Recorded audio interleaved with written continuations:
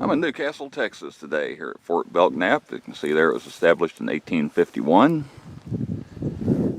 Just going to take a look around. It's cold today, but it's so rare that I'm able to actually get out and shoot a video these days. I didn't want to miss the opportunity. I'm not exactly sure what the process is here. Several buildings still up. I don't know how many of these we're going to be able to get into, if I have to go check in somewhere or what, but I'm going to go ahead and take a look around.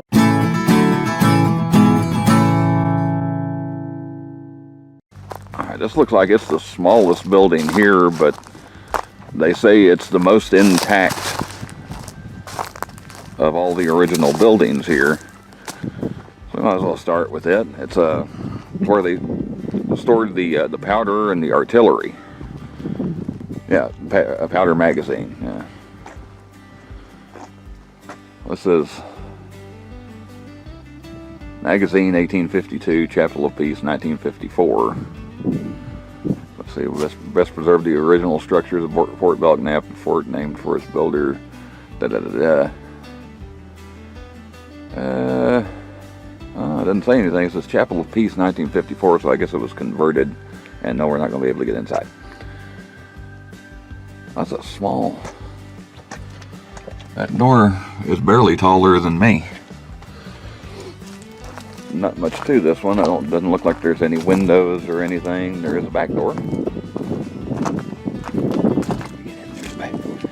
Probably not. Yep.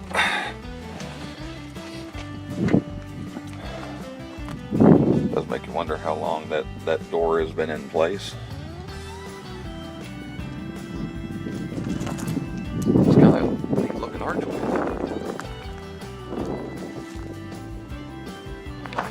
That looks like a newer building over there. That's probably the office. I don't know if I'm supposed to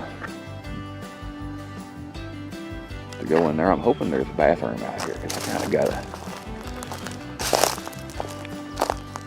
kind of gotta make use of it. If there is. Oh, this is the kitchen. It's not in its original location.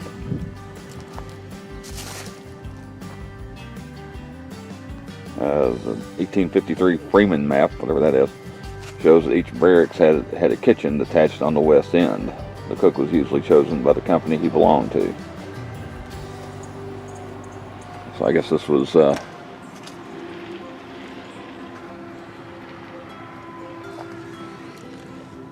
that looks awfully modern in there.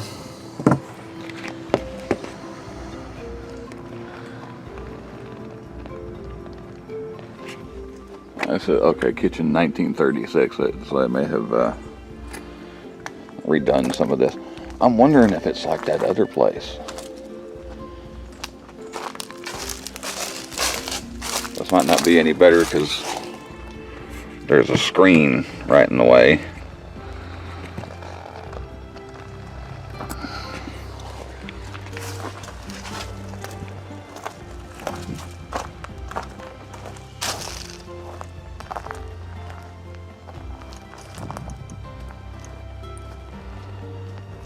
Just scan across here.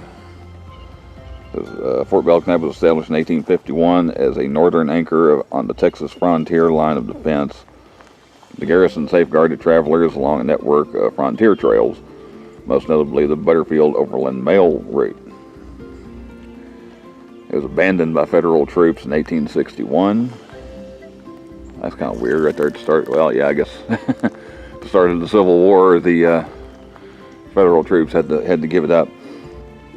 Was occupied at various times throughout the Civil War, I'm assuming by Texas regiments and maybe the Confederate States troops.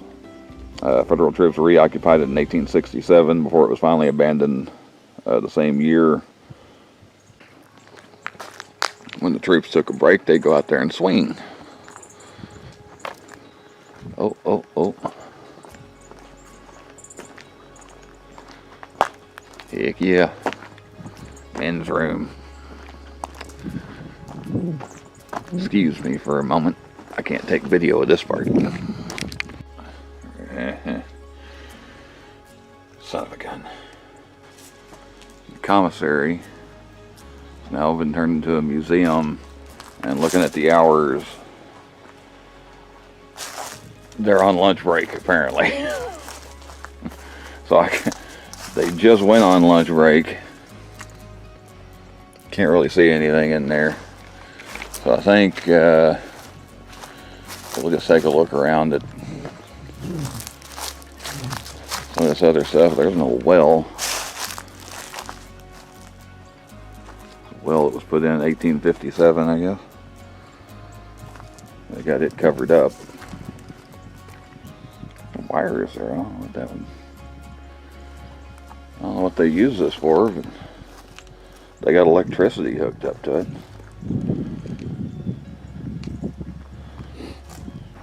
Take a look at some of this. They don't really have anything up about any of this.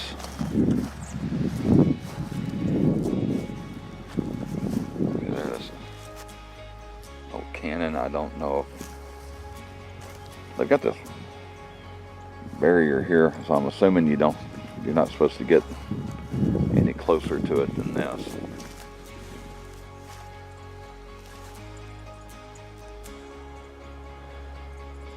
But they don't have any information on it, as far as like what year it's from or anything like that. Okay, they call this the corn house. This is where they used to feed the horses for the cavalry units.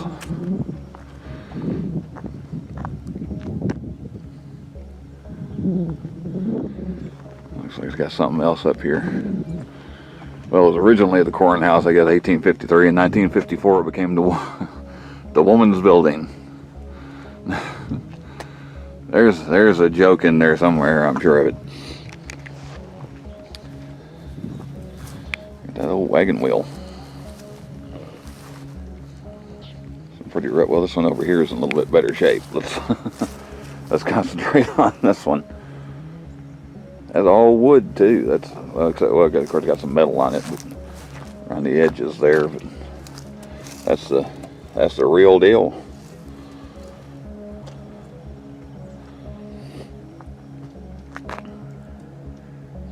Their sign said that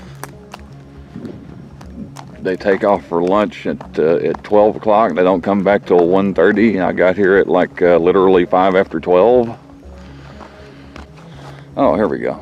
This is the barracks. Barracks number 1, number 2, and number 4 are the only surviving living quarters of this post. It says each building held one company of soldiers, which in the 1850s consisted of 50 enlisted men plus officers. 2 rooms on the east end of the structure were sergeants' quarters. The building had stacked bunks and closets or lockers for the men's use. It is possible that the barracks had porches spanning the north and south sides of the buildings, as this was commonplace to combat the Texas summer heat.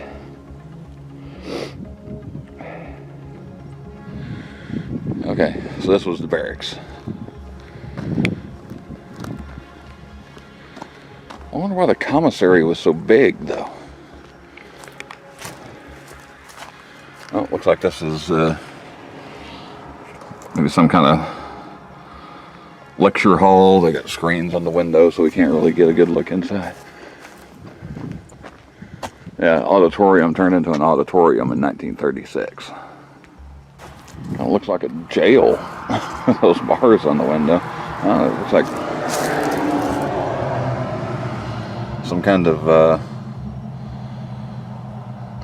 what you call it, where you'd like make blankets and stuff like that.